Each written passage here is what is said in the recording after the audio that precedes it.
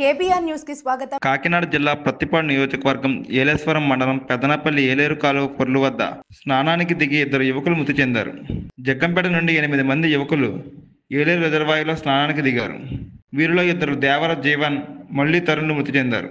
వీరిద్దరూ జగ్గంపేటకు చెందిన వారిగా గుర్తించారు. పోలీసులు సంఘటనా స్థలానికి చేరుకొని పరిశీలిస్తున్నారు.